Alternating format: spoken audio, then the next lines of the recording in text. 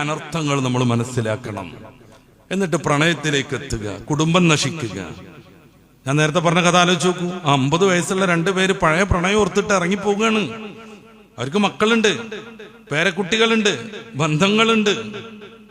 എല്ലാം ഒരു നിമിഷത്തേക്ക് മറന്നുപോയി. എല്ലാവരെയും മാനക്കേടിലേക്ക് അകപ്പെടുത്തി. തലപൊക്കിയ മക്കൾക്ക് പിന്നെ ഓഫീസിൽ പോകാൻ പറ്റില്ല. അഭിമാനത്തോടു കൂടെ പേരക്കുട്ടികൾക്ക് സ്കൂളിൽ പോകാൻ പറ്റൂല. നിന്റെ വല്യച്ഛൻ എല്ലേടി എന്ന് ചോദിക്കും. ഇതാണ് പ്രാണനെടുക്കുന്ന പ്രണയത്തെ കുറിച്ച് നമ്മൾ പറയേണ്ടി വരുന്നത്.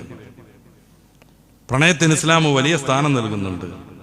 ആഫ്റ്റർ മാരേജ്, ബിഫോർ പറ്റൂല എന്ന് പറഞ്ഞാൽ അതുകൊണ്ട് ഈ പറഞ്ഞതും അല്ലാത്തതുമായ നിരവധിയായ അനർത്ഥങ്ങൾ ഉണ്ടാകും.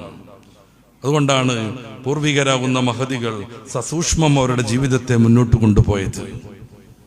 അതുകൊണ്ടാണ് അവരിൽ ചാടിപ്പോയ കംപ്ലൈന്റ് നമുക്ക് കേൾക്കാതായത്. ആഖിറത്തിനെ കുറിച്ചുള്ള വിചാരമാണ് മുസ്ലിമിനെ മുന്നോട്ട് നയിക്കേണ്ടത്. ഞാൻ ഈ പ്രഭാഷണ വേദിയിലേക്ക് കയറിയിട്ട് കൃത്യം 1 മണിക്കൂറും 5 മിനിറ്റും നമ്മളൊക്കെ ഖബറിലേക്ക് അടുത്തു കഴിഞ്ഞു. കൃത്യം 1 മണിക്കൂറും 5 മിനിറ്റും നമ്മളൊക്കെ ഖബറിന്റെ അടുത്തെത്തിക്കഴിഞ്ഞു.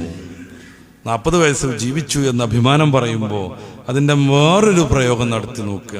40 വർഷം ഞാൻ മരിച്ചു കഴിഞ്ഞു. 40 വർഷം മരിച്ചു കഴിഞ്ഞു. ഒരു 60 വയസ്സാണ് നമുക്ക് പടച്ചറബ് കണക്കാക്കിയതെങ്കിൽ അതിൽ നിന്ന് എത്ര ഇനി ബാക്കിയുണ്ട് നോക്കുക. എത്രയൊക്കെയാണ് നമ്മൾ സമയം എന്തിനൊക്കെയാണ് ചെലവഴിച്ചത് എന്ന് നോക്കുക. പ്രണയത്തിനും സംസാരിക്കാനും അങ്ങോട്ടും ഇങ്ങോട്ടും ഇങ്ങനെ മെസ്സേജ് അയക്കാനും സല്ലപിച്ചിരിക്കാനും ഒക്കെ നമ്മൾ സമയം കളഞ്ഞോ? പ്രത്യേകം പരിശോധിക്കുക.